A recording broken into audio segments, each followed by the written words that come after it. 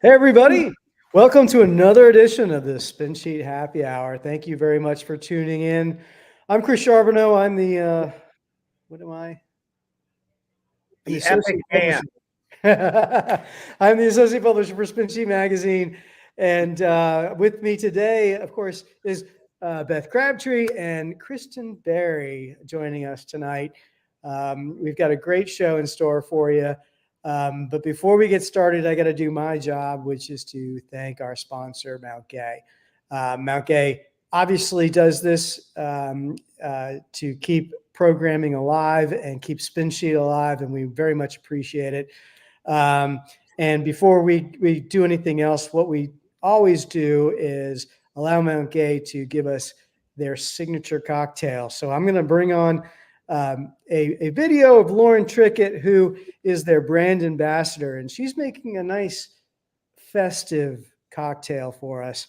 I apologize, I don't have the actual card that gives you the recipe. I'll try and get that later, but for right now, I've got her muted and she's way ahead of us right now, but let's try and fix all that. Anyhow, if we can just listen up, this is actually a really delicious sounding drink. We have made it to December. We are in the full throes of all things holidays and entertaining. So I figured today's cocktail definitely needs some bubbles. We are going to start with 1.5 ounces of Mount Gay Eclipse.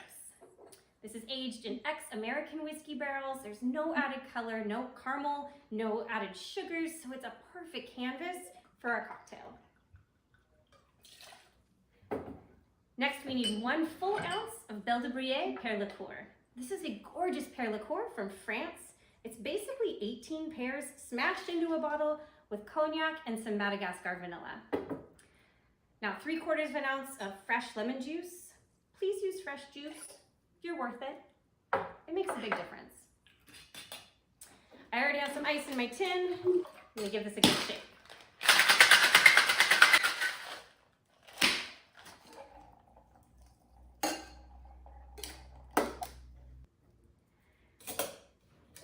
Now I'm gonna strain into my coupe glass. A lot of people would put this cocktail into a champagne flute, but I am not a champagne flute kind of girly. I don't know, I've just never really liked them. Topped with some bubbles. And then garnish with a fresh lemon peel, which we have because we used fresh juice. Oh, cheers, happy holidays. It's so good. It's so good. Wow. Honestly, I'm really intrigued by this pear liqueur. I've never heard of it. Had all intentions in the world of going out and trying it, but didn't get around to it. I'm not so sure that's easily found, but It's hard to get 18 pears in a bottle. That's No impressive. kidding. Come on. I think this needs to be on my holiday menu. I think so. Yeah. I think so. Especially if you're having family in town, impress them with pear liqueur. So before we get started, before I jump into the green room, Kristen, what are you drinking? Ooh, I went Mount Gay and ginger tonight. I'm down here in Florida and thought something festive but Floridian sounded good, and this is nice and fresh. Nice. Beth, Can't go wrong with that. what's on the table? Yeah, it's all clear. It's rum and Sprite. Nice. Rum and Sprite, yeah. I've got one of the benefits of sort of being in the backstages of the Mount Gay Spin Sheet Happy Hours. They actually send us Mount Gay. So I love the XO. I highly recommend it if you have the means. And it does well just on its own. So that's what I'm drinking. So if we could all go to the corners here and give a little toast. There we go. There it is. Kristen, you're paused. Oh, There no. he goes. There he is. There he is. Oh. There. Ding. No, you're good. You're good. You're good. There we are. Awesome. Well, Beth, what are we talking about? Why is Kristen even here? Yeah, he's here because we're talking all about the power of coaching. Oh, We're going to talk about getting a coach, coaching, getting coached up on your sailboat. Awesome. Okay. Well, then I'm out of here for a little while. I'll see you guys in a little bit. Have fun. And see you in a bit. See you in a bit. We'll see you. Well, Kristen, thanks for being here. Hi, Beth. So good to see you. Yeah, I can't think of anyone that I'd rather chat with a little bit about coaching and remind us all where you are and what you're doing. Well, that is not Annapolis, because that is not Annapolis. And dark here. And we just might get a beautiful Florida sunset here, although it's a little cloudy. I'm in Tampa, Florida, and interestingly enough, I think the last 2 years at least, and maybe beyond that, I have done the Spin Sheet Happy Hour from Davis Island, where I am right now. So I love that, because you're like, I know we have good cell connection. I have done this before from here. Yeah, it's just it's a winter tradition, if you will. We're kicking off the winter racing season, and the J70s have a circuit down here in Florida with 5 events here on the West Coast, 5 events over on the East Coast of Florida, and it's as good as it gets. So that's where I'm at.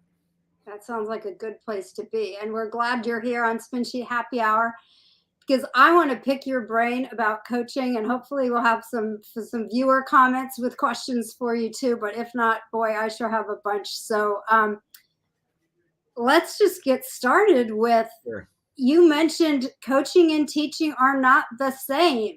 And so tell me about that. Yeah, I think there's more than just a subtle difference between the two, to be quite honest. Teaching is about learning a new skill. It's about getting new information, maybe trying something you've never tried before. So if thinking about that from the sailing standpoint, it could be learning to sail, or it could be adding spinnaker to your sailing. It could be learning how to cruise rather than race, or race rather than cruise. There's many things that can be taught, and I think that it's the first step in your education process. But then once you've got the skill, meaning you've been introduced to it, coaching comes into play. And coaching is about taking your existing abilities and layering on and developing your skills once you've got the fundamental understanding of what it's all about. So coaches continue to teach. There's no doubt about it. But teachers aren't necessarily trying to work with you on an individual basis or develop your specific skill set. They are teaching to a curriculum, to a foundational understanding, to a standard, and so there's a subtle difference there. If you've gone through a sailing school and you've gone through a certification process to get your U.S. Sailing Basic Keelboat or your ASA 101, that's teaching. But coaching comes after that and helps you bridge the gap to whatever may be your next teaching experience. And my work is mostly in the coaching space these days, with a couple of exceptions. I ran a sailing school for many years and love teaching sailing, and especially teaching new sailors. But most of my work today is on the coaching end of things, where the best way to describe what I do is I'm a personal trainer for people's sailing goals. So people come to me and they have an idea of what they want to do. They're not sure how to get to where it is, but they ask me to help them connect the dots for them. That sounds like a great job. And let me ask you who these people are. So you mentioned cruising, you mentioned racing, you didn't talk about ages. No. Who yeah, tell us what racer, cruiser, old, young. Yeah. Who might need a coach? So, I think that when you hear sailing coach, most people think about racing, but I think of like a college sailor. Yeah, totally.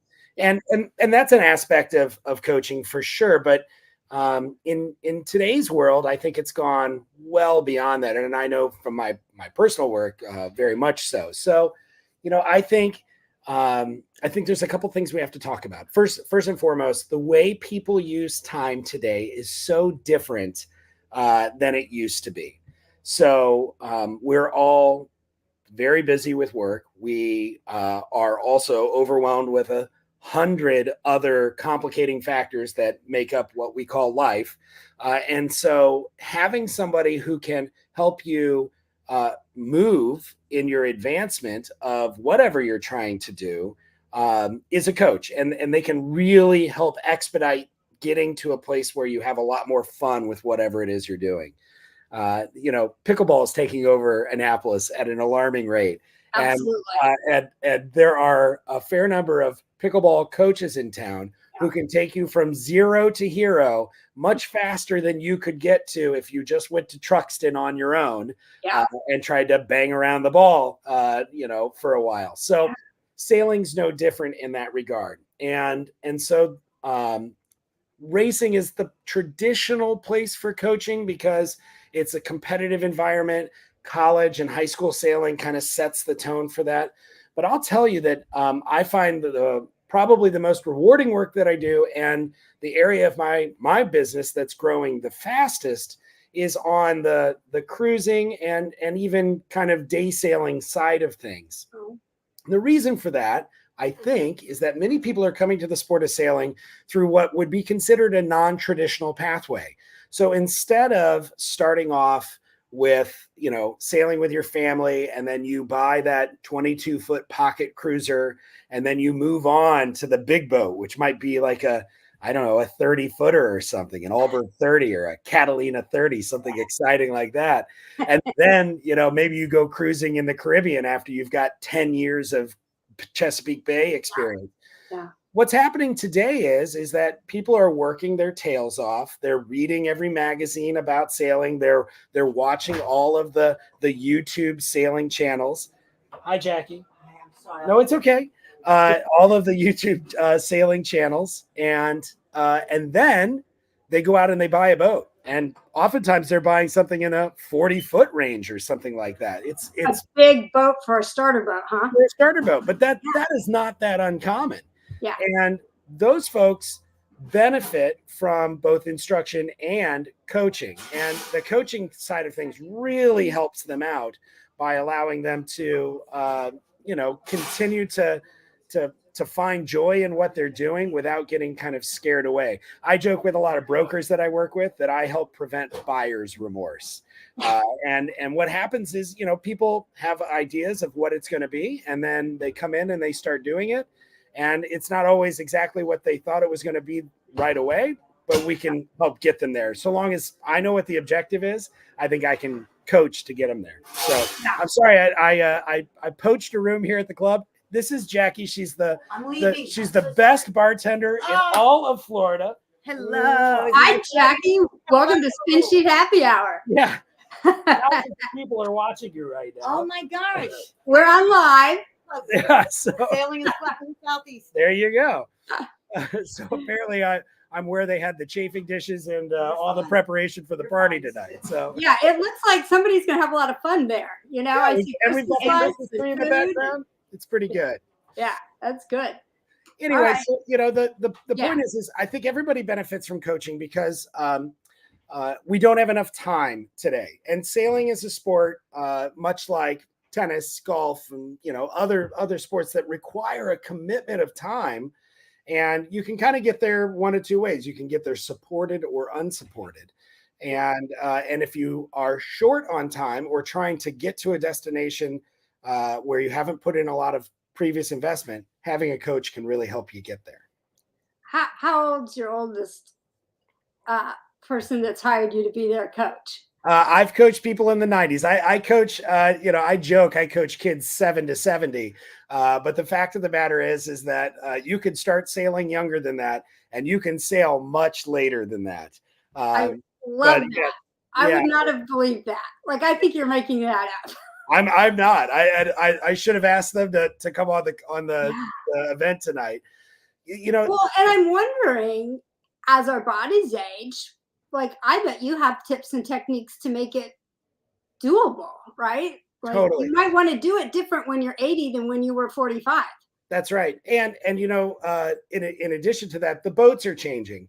You know, the average size boat today, compared to what it was 25 years ago, is much bigger. And that's not because we've gotten stronger. It's because the boats have gotten easier to sail in many ways. We don't have to put sails up and down; they furl. Yeah. We have autopilot. We have bow thrusters. We have all these things that allow us to sail much larger boats that are therefore slightly more sophisticated. So, you know, a lot of the work that I do is beyond the fundamental sailing skills. Learning to tack and jibe to sail on a straight line, that's really not that complicated. And in fact, I think a good teacher can teach anybody to be pretty competent in 3 to 5 days of work together. Yeah. But when you start to add in some of these other things, it's very useful to have folks with you who have seen how a bow thruster works or a mainsail furling system works that can help you figure it out and learn to use it so that you can maximize the pleasure of all of the sophistication that comes with a modern boat. So I want to talk about how someone would find a coach. But before we get to that, I'd like to ask what someone should expect. What, when we get to how do you find a coach, let's talk about the right fit. And that might kind of dovetail with what to expect. In other words, you've hinted at me that there's some technology, but there's some psychology. Like what do we expect on water and off water? What are we getting? Yeah. So fit matters. Fit's a big consideration when it comes to finding a coach. And in fact, we talked briefly offline. I would suggest that the solution for most people's sailing challenges is not found in a single coach. It's finding somebody who helps them get on the right path, brings together the right folks to provide the information and the support that's necessary. And because of that, it's really important to know what you want. I think that, I hear this often. People want to hire me and they say, yeah, we want to get better at sailing. Yeah. Well, that's a bit too broad. You need to have an idea of what's eating your lunch, what's challenging you, what do you feel like you need to work on, and bring that to a coach and say, this is what I'd like to work on. And then this is the real secret. If the coach goes to working on the thing that you brought to them right away, that seems quite efficient, but probably could indicate that they may not be the right coach for you, because I think they need to ask another couple of questions to make sure that you've arrived at the right thing. So yeah. Because you're the expert on coaching, right? We think we know where we want to get to. Exactly. We might not really know how to get there, right? Yeah. You're gonna, and it may not even be the right first objective, Yeah. And so they really need to ask. It's sort of a asking the 5 whys. Really trying to unpack what it is that you are trying to accomplish. What do you need? What's standing between you and success? What are your strengths? Somebody's really got to start, and that's where the psychology of coaching comes into play. Somebody's got to really invest and dig in on that. Because if you said, hey, I need help docking, and somebody shows up and tells you how to come on and off the dock, that could be very, very useful. That's closer to teaching than it is coaching. But if somebody says, I need help docking, and then the person comes back and says, well, tell me more about the scenarios where you feel most challenged docking. Yeah. That's going to start to open up a whole new conversation. And that's why I think good coaches put in a ton of work on the front end to figure out what it is that their potential client really needs. And then they make sure that they're the right fit for that, because it may be possible that they should be referring to somebody else. I think historically in the sailing space, we've been sort of rugged individuals. We didn't need coaching. We just needed time. And time on the water, right? Yeah, That's just what time on the time water. on the water seems to Just go fix it all. do it. Just go do it. You'll figure it out. How, it's the most fun you can have at 6 miles an hour. You can't screw it up. Yeah. And then the next step was, all right, I'm going to have my sail maker, whoever that may be my coach. They're going to help me learn how to use the sails because, that's what sailing's all about is the sails. But certainly today, sails are a part of sailing, but systems are as much a part of sailing as anything. And so, and understanding how to put together a good group of people and how to care and feed for those people, how to train your team. Those are things that a coach can bring to the table that some other folks don't always do. So What are some of the most common things that people say I need help with? And what are some of the, I'm going to give you a two-parter. yeah. What are some of the most common things people need help with and they don't know it yet? Yeah, you got it. So I think, gosh, this might be a really interesting conversation to have at the Spin Sheet Crew Party in future years. Okay. Because I think that if you are a skipper who's gone to the crew party for the last 10 years with the same need, the problem isn't the crew. And you need somebody to help you understand what that problem is and how to fix it. So I'm gonna answer your questions in reverse. A lot of folks don't really know how to build a team, and whether they're looking to do weekend cruising, meaning overnight cruising to Oxford, St. Mike's, Rock Hall, Baltimore, anywhere in the greater Annapolis area, or all over the Chesapeake, they want to go overnight, but they need friends to go do that with. That means you're building a team, and I think that too many folks think that providing the boat is what is required to build the team. If you build it, they will come doesn't work in sailing. You need to meet people where they are and provide them with the material that they need to be successful. And you may not be the person who's best equipped to be able to provide that information because you may be challenged your own self, and so some people need a little help and encouragement figuring that out, unpacking that and developing a plan for improvement. I would say building a team is the thing that most people don't recognize that they need a lot of help with, but that they definitely need help with.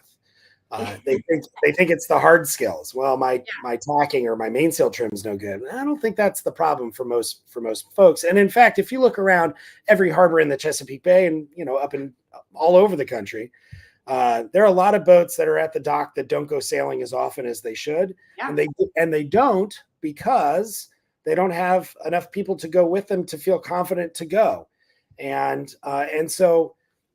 Sometimes bringing in a coach is all it takes to spark kind of a desire to be a part of your program, and know that people can come and have a kind of impartial person that they can ask questions of, and they can feel like they're being invested in, and it's a really nice way to do it. The most common things that people ask for help on in the cruising world, it's definitely close quarters boat handling. So docking, departing, anchoring, and mooring. And that stuff is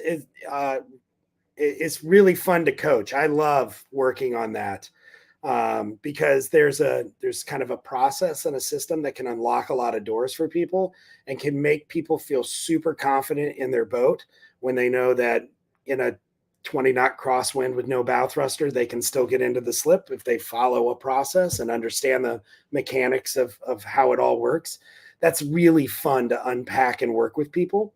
I spend a lot of time with teams like coming to their slip, their docking arrangement, and figuring out how can we make it work no matter where the wind is coming from. And then also developing, the rest of the system. Like, okay, if you don't feel confident in doing it today, what's your bailout? Where are you going to go? Where can we spend the next 12 hours until the tide comes in or whatever the case may be? Yeah. So it's really neat stuff there. From the racing standpoint, I think a lot of folks struggle with sail trim, but in particular downwind sail trim. And, it's easy to go downwind, but hard to go downwind well. And so having a coach who can really help you unpack that and develop a process goes a long way to improving racing performance. And so, I spend a lot of time helping folks on the downwind side of things. And I think you help folks individually, as crews, as fleets. I mean, who ought to be, I guess it's back to who ought to be thinking about coaching. This is, Yeah.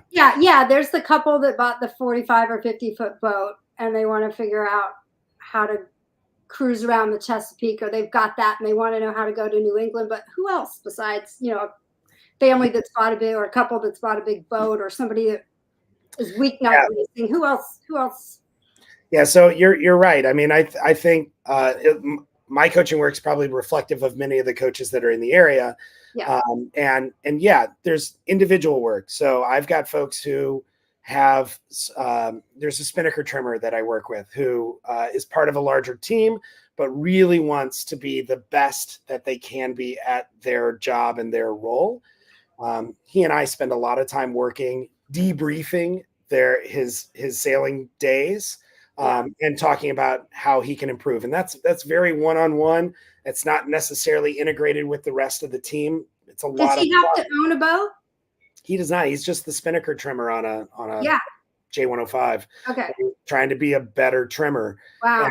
And that, talking about what are the physical aspects of his job, talking about the cerebral aspects of his job, and spending a lot of time talking about how he can be a good teammate, meaning he's got to be the best trimmer he can be, and understanding how to be a good trimmer, what that means. But also, half the race is spent without him having a spinnaker sheet in his hand as they're sailing upwind. Yeah. How can he continue to contribute in a meaningful way is what we spend a lot of time working on. So it's a lot of fun, and so there, focused very detailed on one individual. Mm-hmm. Then it's cruising couples is a really common client for me, and helping them become a team. So often cruising couples start off with one person being dominant, one person being subservient in that relationship, and that's not sustainable. And so they need to be able to develop a team that works for them. I joke that in that scenario, somebody is always one of three things. They're either a passenger, a participant, or a prisoner. And participant is what we want, right? Yeah. And so that doesn't mean that they have to be absolutely equal partners in the relationship on the boat, but it means that they need to know what their role is and how they can be the best at that role. Yeah. And oftentimes I have so much fun with cruising couples because we do a lot of cross training. So helping people understand what the other person is going through. And we break down so many barriers that way. If you take the person who's traditionally at the helm and you take the person who's traditionally on the bow with the lines and you have them switch roles, they come back together at a nice hug and they have a much better understanding of what's going on. And oftentimes can really solve a lot of the barriers to success and whatever is holding them back. Yeah. By just having experience what the other person is going through in a structured way. Mm-hmm. So I really like that work. Then teams bring me on. And so this can be a team that's preparing for an ocean passage, an Atlantic crossing, or a trip to Bermuda, or racing teams that are preparing for a specific event or a series of events that bring me in to help. Yeah, here's a great picture of me working with a husband and wife team. Yeah. This was just a few weeks ago, right? Just a couple of weeks ago. Yep. I'm wearing the same hat. That's how you know it's just a couple of weeks, because I don't keep hats very long. They blow off. But yeah, so working together to figure out how a team can be successful, how we can work together, and working with every individual. This type of coaching I do most often on board, and then I step off. But I'm doing more and more of this style coaching from off the boat, where the team stays intact. I'm 220 pounds on a light day, so I can be disruptive, especially on a boat, these smaller keel boats. So it's nice if I don't have to displace a crew member. My coaching style is very hands-on, so I start off on board, but now I'm switching to coaching from a coach boat in those scenarios. So working with teams. Some of my favorite work that I'm doing these days, though, is working with clubs and organizations. And so that could be, the J70 fleet in Annapolis or the J24 fleet in Annapolis. I did a series of events for them this summer that I really enjoyed doing. That's helping all of the boats get better simultaneously, which makes the racing a lot better. And I also work a lot with clubs. So whether that's the cruising club that needs a speaker to come in and provide a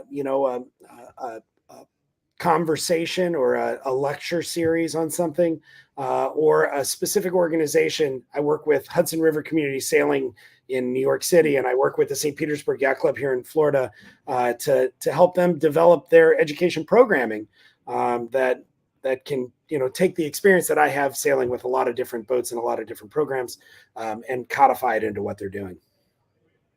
That's great. Yeah, I wanted to make sure we got to that. So, if someone maybe doesn't need a coach personally, but maybe their organization might be able to use one, get people thinking that way. Yeah. And, another way, this is the other thing that's kind of interesting about group coaching. So again, sailing has this funny pushback to coaching that doesn't exist in most other sports.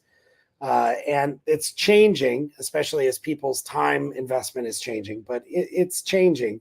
And so if somebody is reluctant to get coaching, oftentimes doing it as a group or a fleet can help people see the value in it. Yeah. I don't need any help, but yeah, I'll come out and help. I'll participate in that starting practice that you're offering up next week. Yeah. Not that I need it, but for the sake of the group. Yeah, but you would really benefit from my presence. So, I'll come out and help out. Yeah. Oftentimes that there's a follow-up phone call that happens that says, that actually was more useful than I thought it was going to be. Maybe we could do a one-on-one and that sort of thing. And I think if it's the giving season, right? So if you are on a team, cruising, racing, whatever it may be, and you feel like you're hitting a ceiling that's limiting what you could potentially do, it's a great gift for the owner, skipper, crew boss, whoever that may be, to say, hey, we've all chipped in to put together a coaching session next year, and we're just gonna throw down and make that happen. So that's a great idea. Yeah, that's great. That's a great skipper gift idea. I love it. What are we going to get the skipper this year? I don't know. Yeah. Another picture of his boat. Yeah. So let me talk to you about technology, because boats have changed. Technology has changed. Yeah. You referenced doing some work on the boat and some work off the boat. So how's technology being leveraged in your line of work? Yeah, that's a great question. So and here we have a picture of you with a drone. Yeah. So this picture was taken just a few weeks ago at the J70 Pre-Worlds, where we're using all sorts of technology these days to help people get up the learning curve much faster. And drones are maybe at the extreme end of that, but onboard cameras have really changed my coaching business. So how so? Yeah, tell us. Well, it is a business. And I can only be with one client at one time on one day, basically. And so I was trying to figure out how I was going to scale my business, how I could hire more people. But, to some degree, people are paying to sail with me. And so that gets difficult. Even if somebody that I've brought on board coaches out of my playbook and we have very similar styles, it's still not, the jokes aren't the same. And so you'd have to give them a discount without the jokes, I guess. Exactly. So what I've been doing is writing workouts. So practice drills for cruisers and racers. And then we mount a GoPro camera or an iPhone or, any number of devices these days on the back of the boat. They go do the workout. They send me the footage. And then I'm able to cut that footage down. Let's say it's an hour and a half long practice. There's 20 minutes of coachable content in that hour and a half long practice. And we can remotely go through it. We can have a Zoom call where I play the video, the highlights, and now they've got a catalog of that information, a library of information that they can go back to. And it's much less expensive than having me travel to Chicago or Seattle or wherever. Yeah. And they can use it to train future crew members, so they don't have to miss the benefit of the content. It's been a neat game changer, and something that I've really enjoyed moving towards. If you see in this picture here, this is recently at the J70. At You got the friends. Yeah, exactly. Yeah, they're waving. At the Go to J70, spinsheet.com. Yeah. at the J70 North American Championship. Okay. So here we're taking, almost every one of the boats these days has some sort of electronic device on it that's recording your speed, your heading, your heel angle, your acceleration, in and out of maneuvers, so on and so forth. So we can take that material, that data that the boxes are collecting, and then you marry that to the camera on the back of the boat and you time sync. Now we can see, where did you go on the race course? What was your boat speed and performance at any given moment? And what was the conversation that led to the decision that precipitated the next change? Wow. And that, I don't have to stand at the backstay anymore to see that. So this is an intact team that's racing. We're looking at how they're performing vis-a-vis a spar boat, somebody that was very close to them in the event. And now we've looked at a decision point that took place. They decided to split. Why? What was the conversation that led to that? What was the information that was flowing through the boat? And that's how we can not only work on improving their technical performance, how they're trimming the sails, how they're, maneuvering in the vessel, but also how they're thinking about their next move and how they're communicating it. It's powerful medicine. It's really cool stuff that these new technologies and devices are allowing us to use. And it's not just for racing sailors anymore. So if I parachute in for a close quarters boat handling session somewhere, and we develop a system, it's likely that they're going to be successful every time they do it while I'm there. And then I leave, and suddenly it's not as good the next time as it was the last time. Well, why is that? Yeah. And we're not very good self-critiques. We're not critics. We don't self-analyze very well. Yeah, I'm thinking when you watch some of these videos, there's some cringy moments where people are like, "Did I say that? Did I do that?" Camera doesn't lie. I would have done that, but yeah, the camera doesn't lie. And so, I swear I shifted to neutral right when we always do. Yeah, I can hear you didn't. You hear the chunk of when the transmission changes gears. yeah. And if you didn't shift gears when you said you did, that's why this one wasn't very successful. So there's lots of ways to bring technology in, and it really goes a long way to, one, giving you access to coaching voices outside of your area, so you can bring in an expert from around the world who can help you out without having to fly that individual there. Or go to them to get the benefit of it. So there's just a lot of ways to capture the information, share it, and get good feedback from some really nifty experts.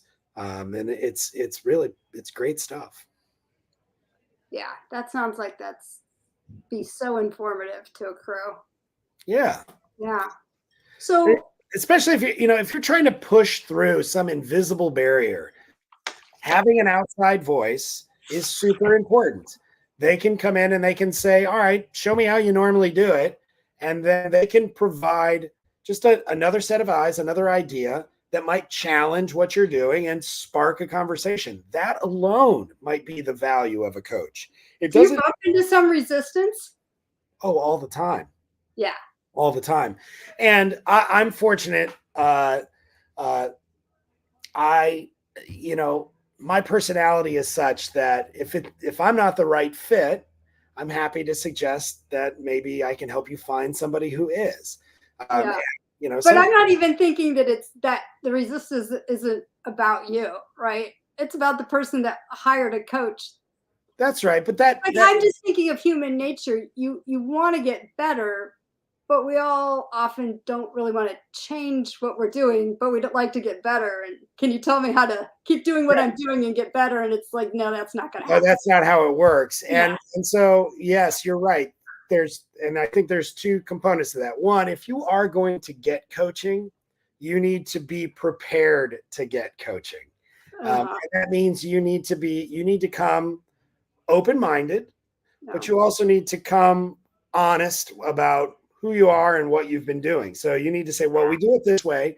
And the reason we do it this way is, and if the reason is or that's how we've always done it, you need to be prepared to get challenged on that because there may be a better way. Yeah. And if you're not open-minded, if you're looking for affirmation that you're doing things the right way, well, that you don't need a coach for that. Yeah. That's not the role of a good coach, I don't think. Yeah. So right out of the gate, remember, a great coach should challenge you right out of the box to make sure that you're asking the right question. Is this really am I really who you need? Is this really what you need? That's what should happen. So let's talk about how you find such a person. Do I get on Google and type in sailing coach, or what do I do? And then let's make sure we still got another 10 minutes or so, but let's make sure we get to, how do you know when you're done coaching? Did you decide I'm going to learn this goal, and when it's learned, I'm done? Or do you say I'm hiring you for 3 months, and when that's up, it's done? So let's put that, how do we break up aside for a second and say, how do I find my coach? And then make sure we get to that too. Yeah. So, there aren't as many coaches yet in the space as there need to be. There's more demand than there are coaches right now. And so it starts with self-evaluation. What do I really need? What do I want? How can my sailing season next year be better? And then once you figure out what it is that you think you need, then you should start calling around. So your sailmaker is, in fact, a good person to start with. But really good sailmakers today know that they're in the business of selling sails, not necessarily teaching sailing.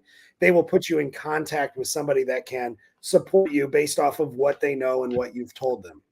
If you're coming into the sailing space fairly fresh, asking your broker or whoever you're buying a boat from, who can I seek some help from?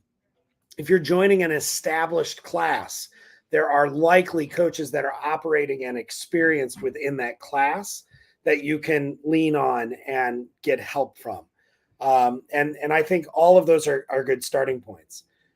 The better sailing schools in the country have folks who teach at the school, follow the curriculum, but then also coach above and beyond what is the core curriculum. And so reaching out to a sailing school can be a really great way to make that happen. And other coaches, if you find one, you're likely to get referred if they don't have space, time, or the right skill set to help you. I think that's a really good way to get some help. Yeah, and I didn't want to interrupt you, but I was thinking of, if I have a golf coach, I might have someone help me with my getting off the tee, and I might have a different coach for my putting, and Yeah, I don't believe there's one coach for all needs. What oftentimes happens, these are deeply personal relationships that form between coach and student, and so the student oftentimes kind of they have an attachment. They like the information. They like what they're getting from their coach. But you really should get other voices involved. And good coaches know when to bring in another voice to help shake things up. I call it kicking my people out of the nest. And so I personally like to be very goal-oriented. And at the end of that goal, right? So I tend to sort of reverse engineer. Tell me what success looks like. Let's agree upon where we are today, and then let's reverse engineer to connect those two spaces. And then once we've reached the goal or the time has expired, then it's not an automatic, we're going to keep moving forward. It's okay, is it appropriate for us to move forward. We have to have another one of those sessions that we started off the conversation with. And I think most coaches operate that way. I really do. So, you know, right now I've got 4 teams that are in different stages of preparing to sail around the world. Some are quarter of the way into it. Some are, you know, still developing their plan. Some are building their boat right now. And there's a logical timeline where I will step out of coaching them and they've just got to go do it. I'm always a lifeline for them, but then they just got to go do it. And what will happen is they will develop a whole new body of material for us to work on when it's the right time to come back in. So I think, you know, great coaches, this is why sports have seasons.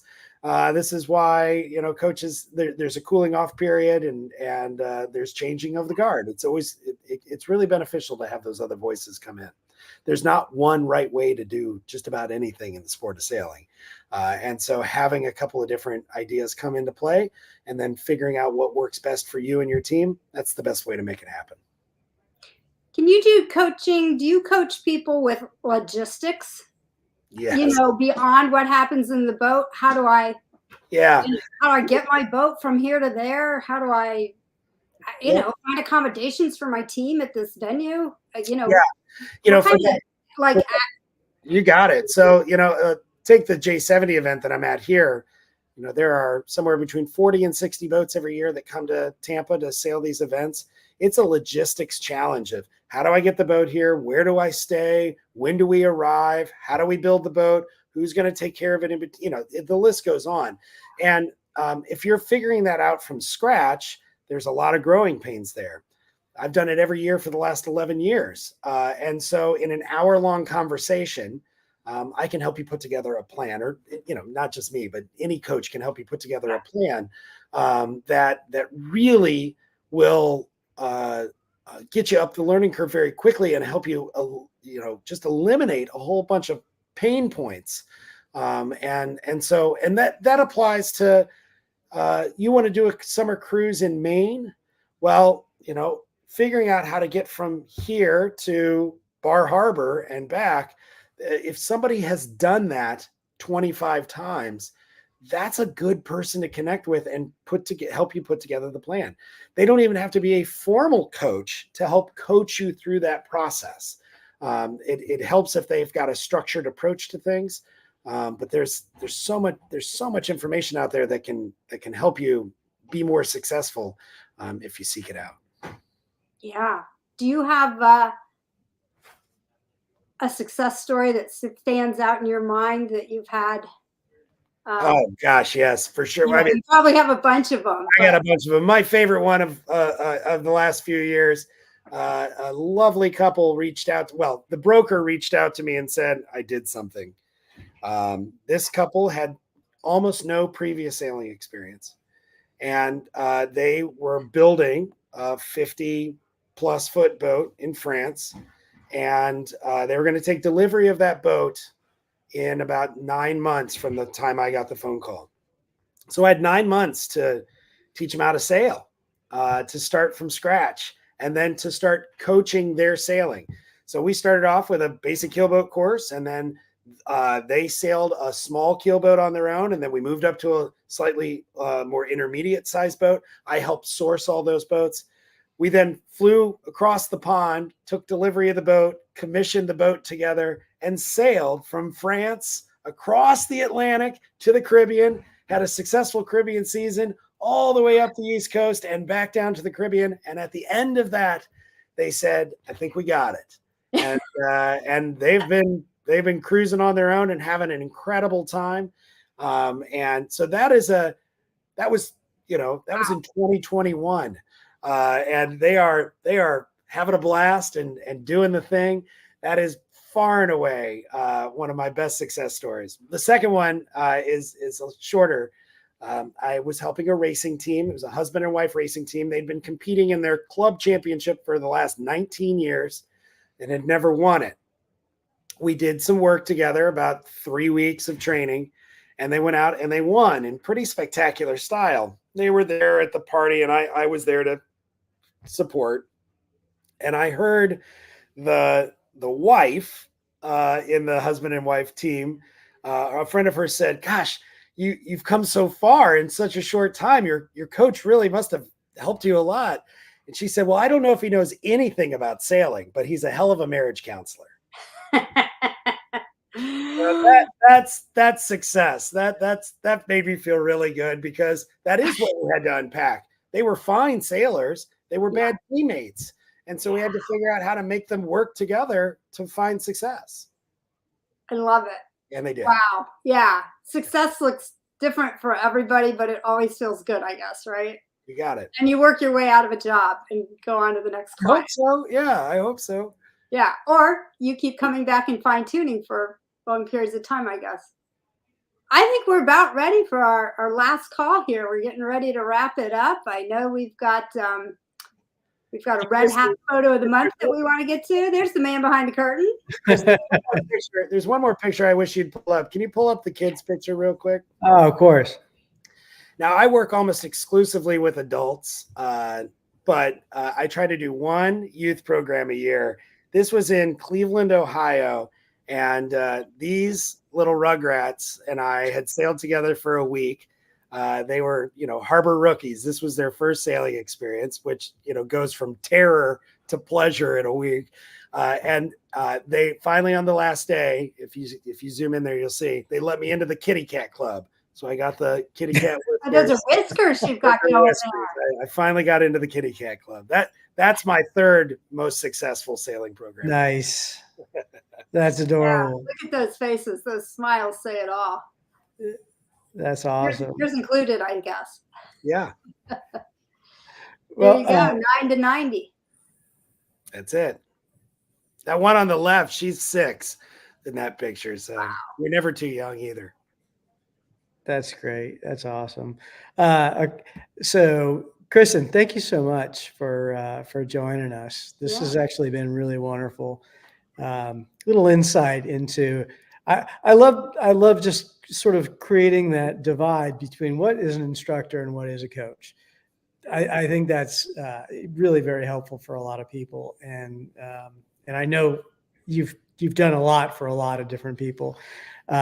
So just so you guys, so everyone knows, if you want to, maybe get along and Hey, look at talk that. to Kristen, galeforcesailing.com, little shameless plug there, but Thank you. obviously the guy knows what he's talking about. So I'll do another little shameless plug. If you go to spinsheet.com and search for coaching, we've got a regular columnist, Kim Carantz, who's Yeah. written a couple articles about the value of coaching. Yeah. And so she's a very accomplished sailor herself, yeah, but will tell you why even a seasoned sailor can benefit from coaching. And those articles are on our website. Great Yeah. articles for sure. she is also the real deal, no doubt about it. Yeah. KB, thank you so much for mentioning this too, and that is the Spin Sheet Crew Party. Yeah. For those of you tuning in or maybe watching later on, that is a big event for us. And if you're new to sailing or a seasoned sailor but looking to up your game a little bit, that's the place to go to. It's the last day of the Annapolis Spring Sailboat Show. It's at the Eastport Yacht Club.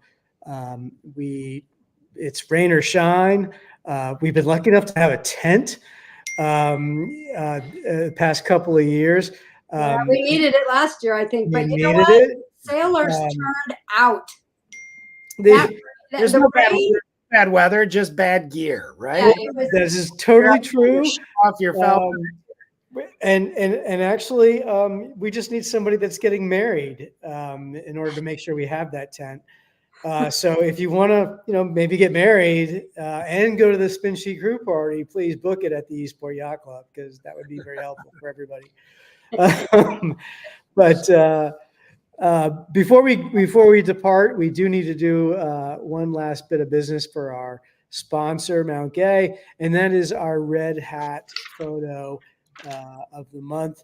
And boom, Beth, why don't you tell us who this yeah, look is? at those smiles. That's Stephen Toole Sometimes a contributing writer, often a contributing writer for Spin Sheet, but he's on his boat Hot Pepper. The photo was taken by Will Keyworth, and they are probably at the start, but the event was the AYC Spring Race to Oxford. Oh, Well, that's a great event. looks like maybe they're double handing too. That's really neat. Yeah, yeah. Awesome. Looks like they're pretty happy. Very good. So, Well, looking good thanks in that everybody. red hat. Thanks everybody for tuning in, obviously.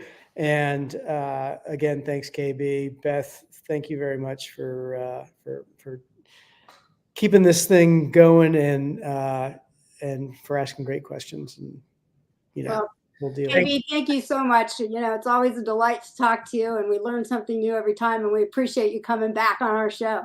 Well, thanks for having me. I always love being on this amazing thing. It's amazing, to have started this during COVID and have it keep going. I think it's just that this is the best thing COVID brought us. And that's a statement. Absolutely. Well, thanks everybody for tuning in. Have yourself a great weekend. Please do us a favor, share this thing. It is saved. The recording is saved on YouTube and on Facebook. If you can share that with everybody, it's amazing the amount of views we get actually of the recording. And because I know it's hard to tune in live, but if you can help us and share that really helps us out a lot. And so anyway, we'll tune in again. We'll be back here the first Friday of January, I believe. Or Yeah, I don't have the date on the top of my head, but we'll be back. Yeah, we'll be back. We'll be back. Either the first, Yeah. beginning of January. Look for us. January just doesn't roll off the tongue right now. But anyway, thanks everybody. Thanks for tuning in, and we'll see you next time. Bye. Oh, good night.